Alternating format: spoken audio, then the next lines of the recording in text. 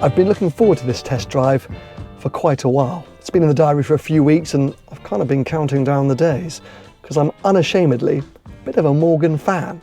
I've been lucky enough to drive quite a few of them over the years, just always really enjoyed it. I think it started with a V6 Roadster that the factory actually lent me for a long weekend, God, 6 or 7 years ago. I then drove a Plus 4 5 years ago, drove a V8 Roadster into Paris to get a croissant. That was hilarious. I remember driving an Aero 8 around London. I've just always really connected with the cars. I think I might have a bit of a romanticised idea of what a Morgan is, but I just find it a really pure and simple and engaging driving experience, or at least I always have done. It's not really about 0 to 60 times, it's not about attacking the braking zones or the apexes. It's about flowing, it's about being connected with your surroundings, about enjoying the journey. And whilst these latest cars are fairly modern, there is still a sort of old school feel to the experience. I think with this latest Morgan SuperSport, which is their all new flagship model, feels like they've sort of focused on design to kind of bring Morgan into the, I was going to say 21st century, but that feels harsh, at least into 2025. Inside they've done some tweaks as well, put in some creature comforts that just make it feel less 1920s and more 2020s. But with that, have they lost some of the charm? I don't know. There is a sort of evolved platform for this car, but powertrain, some of the performance figures aren't dissimilar to the old outgoing Plus 6. And whilst a lot of this stuff is new-ish for Morgan, it's kind of still old. And I don't know. I've driven this car for 36 hours and I haven't fallen in love in the same way I have with previous Morgans. So I'm starting to get worried. You're joining me at a point of concern. So I thought to give myself the best chance to fall in love with this car, because I want to, based on pictures and information, I want to adore this thing. I thought I'd just have like a full-on Morgan day. It's a beautiful day. The sun is shining. There's not many clouds in the sky. You currently find me in the New Forest. I started my day at a beautiful little coffee spot about half an hour down the road, fueled up, and I'm going to head to Compton Abbas, which has an airfield there, actually owned by Guy Ritchie, the film director. I think there's like a cool cafe restaurant where I can go, some old planes, some beautiful roads there and back, and yeah, I just want to give this car every chance because it's kind of damn cool.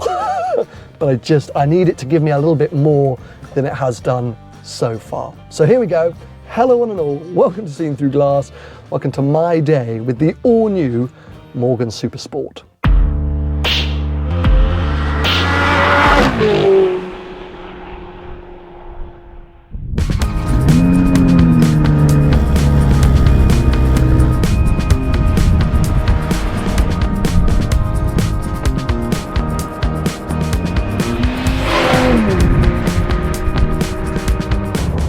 God, I love the New Forest. It is so stunning down here. I've filmed down here quite a few times before. I think when the weather's like this, it is hard to beat. I would genuinely live in this area. It's one of my favourite places in the UK. It does have a lot of wild animals though, specifically wild horses, but also wild donkeys, wild cattle, squirrels. I mean, you name it, it's down here, which means there are some pretty strict, quite low speed limits in place, but that's fine, because like I was just saying, we're in a Morgan. We can plod along and still really enjoy ourselves. But this new car is called the SuperSport. When you're not plodding along, it can go quite fast. We've got BMW's very well used B58 3-litre 6-cylinder in here. And this car puts out like 340 horsepower, but the SuperSport weighs just under 1,200 kilos, meaning I think 0 to 60 can be done in 3.9 seconds. I mean, it's genuinely really fast, and going fast in a Morgan is unlike going fast in most other modern sports cars. Whilst this latest platform does have that aluminium chassis, there's still a lot of movement, still a lot of flow and flex to the body, and that's enjoyable, but yeah, you just got to be aware of it. Brakes and things like that aren't similar to a 718 Cayman or even an equally powered Z4 Supra. It's just a different experience, but a very, very enjoyable one. All I will say is two things. Firstly, it's mated to this 8-speed automatic gearbox, which is near on perfect, but just dull, just boring. I really wish that there was a manual in here. But we've seen this engine mated with a manual gearbox in the Z4 and the Supra, so it can be done. And I just feel like maybe Morgan missed a trick not putting a manual in here as standard from launch. But I guess they know what they're doing. It is very effective. It does the job. The car is super easy to drive. And if anything, maybe too docile. I don't know who Morgan's customers are these days. Earlier I was pulled over taking some pictures and a stereotypical Morgan couple came past in, I don't know what, it could have been a 1970s, +6, +8, +4, I don't know what it was. It was a Morgan.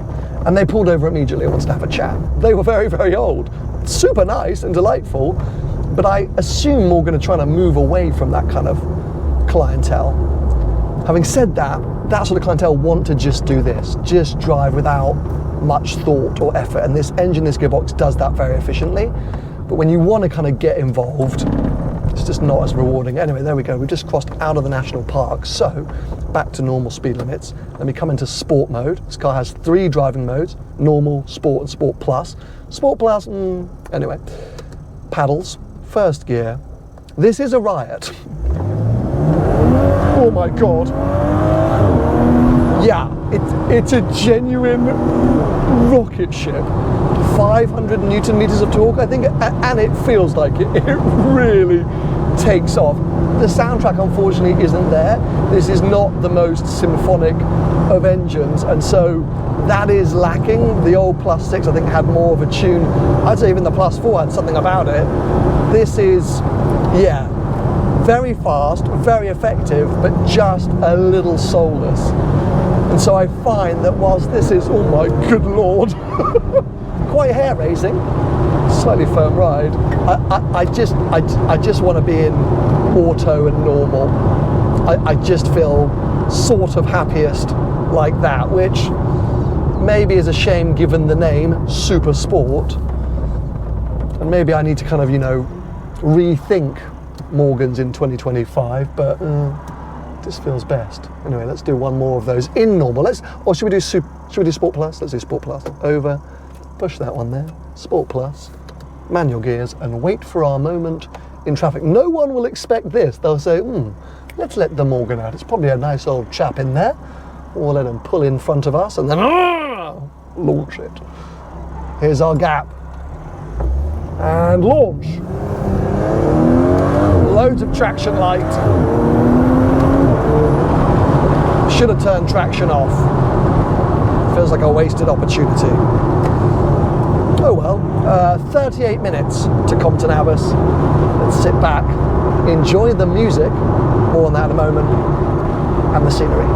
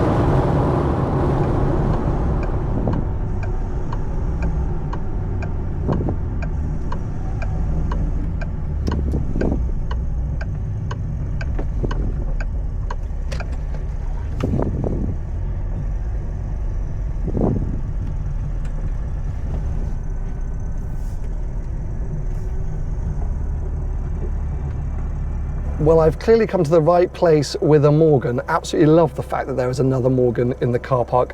What is that Yamaha bike that's just pulled up next to it? That looks amazing. I don't know enough about bikes. But anyway, we have now arrived at Compton Abbas Airfield. The cafe, we're going to get some food, is just over there. And I'm going to head inside in 2 seconds.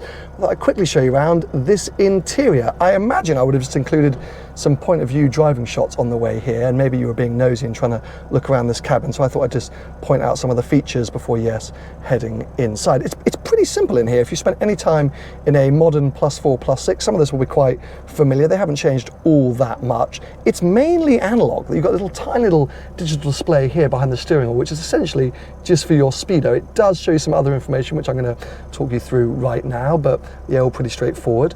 There is a sort of normal manual key. Actually, I can show you that. There we go, look, an old school key, pretty basic and straightforward. And if you want to start up the car, you just put it in its kind of traditional slot, turn it all the way around to kickstart the ignition, and then you have a starter button, which you just hold, and then you go fires the car into life. Otherwise, you've got an analog speedo, analog revometer or rev counter, oil temps, fuel, clock. I mean, that's all pretty self-explanatory. This button here is for the air conditioning. This one's for heated windscreen. You can change it so it just blows air onto your feet, nowhere else. If you want to adjust the air conditioning, it's this dial here. If you turn it to the right or left, you can see on that display controls your fan speed. If you want to change the temperature, you push it in and then turn there. And that might seem quite basic, but it's actually really easy to use, and it's been a classic British spring day. Today it's been hot, it's been cold, and this is all very straightforward. Music, I mentioned that I might be listening to some music on the way over here, which I did. It's the Sennheiser speaker system, and that's all controlled via your phone. I think Morgan have been geniuses here, because yes, they didn't implement a huge touchscreen or tablet device. They realized that most people just want to use their phones in the car. So they've got this little holder here, which I think is being updated for final production versions of the car. I think it's going to have a wireless charger. The design's going to be slightly different, but essentially you put your phone in there, you can open Google Maps or whatever you might want to do, look at where you're going, but also you connect it via Bluetooth and then stream your music. So is it going to put, there you go, look, turn your volume up, and you've got music blasting. If you want to skip a track, you just push it in, skip a track. I mean, it's all really intuitive and easy to use. It's not fancy, but it's kind of great, and I feel like it's maybe not going to go wrong because of that. Steering wheel, medium. Flappy paddles, medium. Can some nerds explain to me why, if you choose to have the BMW powertrain and gearbox, why do you have to have the BMW shifter? Does it have some sort of ECU or technology in it that's really hard to realign or something like that? Because you would think Morgan especially would want to change that look and feel, but you see it in loads of other models that use this powertrain, that they all keep the BMW shifter, which I don't love, but it is what it is. There's the Sport Plus button, which I was using earlier, traction control off, which I should have used, manual handbrake, and that's about it. Sorry for the mess down here, not a lot of space in a Morgan. This car does have a boot, which I'll show you when I do the exterior tour, which the old Morgan over there would not have. That's got a rack on the back. This one does have a boot, but it's not big enough for my camera bag. So yeah, a bit of a fail there. Anyway, I'm hungry. This place looks busy, so I should head inside before everyone eats the burgers.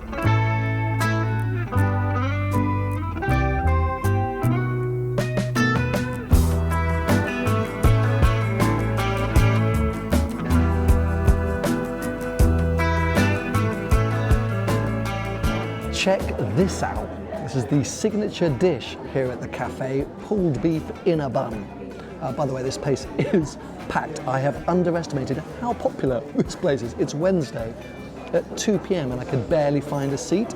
Luckily I did. There is outdoor seating, by the way. Lots of people standing out there watching the planes, but I wanted to come into the shade because this situation. And yeah, I mean, I'm not going to eat this on camera. It's got a lot of sort of spicy sauce on it. I feel like I'm going to spill it everywhere. It's not going to be a good look. But yeah, this, I'm actually gutted I haven't been here sooner. It's a vibe, and it's a car destination. As I was filming in the car park, an E-Type rolled in, a Cobra, an old Austin Healey. Obviously, we've already seen the other Morgan. I've met a few people inside, like, yes. So I'm gonna eat this, go and check out some of the planes, because some of the planes look amazing. And then, yeah, I've got to come back here, don't I? Anyway, I can report the fries are very good. They're safe to eat on camera. Look at this for a backdrop. I've literally moved 5 minutes down the road from the airfield. I saw this, I thought, my God, I have to stop there. This part of the UK at this time of year, it's pretty special. Quick update for you, the pulled beef bun, a little bit disappointing. The beef was a bit dry, the bun fell apart as I was eating it. 7 out of 10. Maybe I'm being harsh or spoiled, but it's my honest feedback. Anyway, back to the car.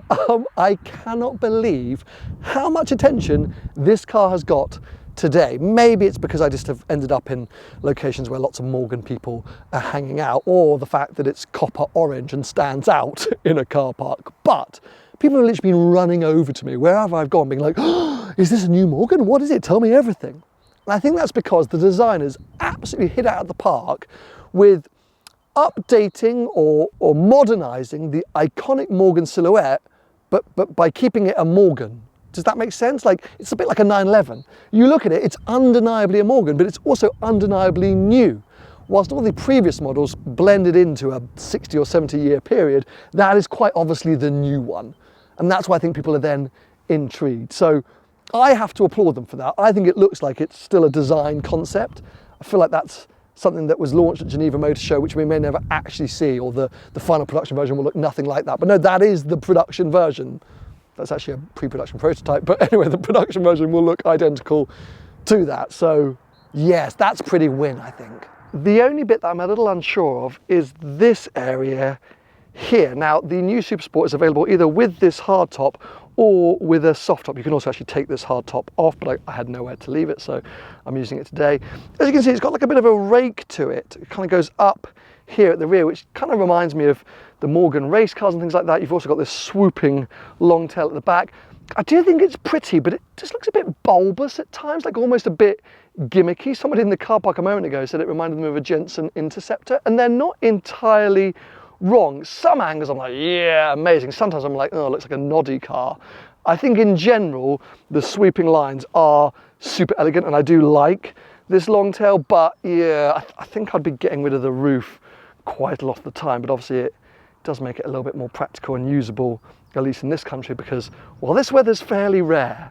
But yeah, all in all, I might be amongst the few here, but I'm going to give this a pretty solid like 9.5 out of 10 in terms of modern Morgan design. Now, I did mention earlier that this is a Morgan with a boot, but I'm yet to show you that. It is hiding here in this long tail, this swept tail. So if we push this button here, ta-da!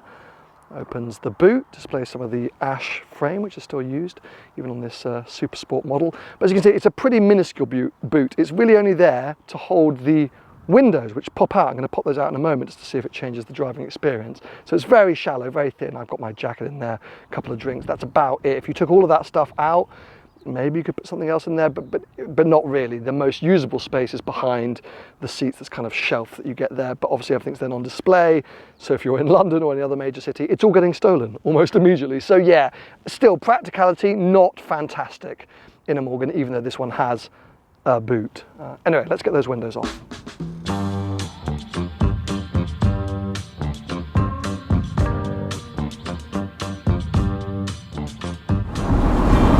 Why didn't I do this earlier?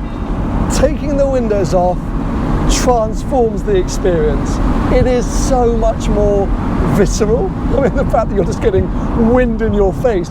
It's like any convertible, right? On a sunny day like this, when you're building up speed, you're just like, oh my God. But I think maybe there's something missing when you're cocooned inside this car, because it has this very modern, competent engine and gearbox setup, and it is just a really well engineered car. It's almost too good, like all new cars, but you allow a little bit of nature and you allow a little bit of unpredictability, and suddenly it's like,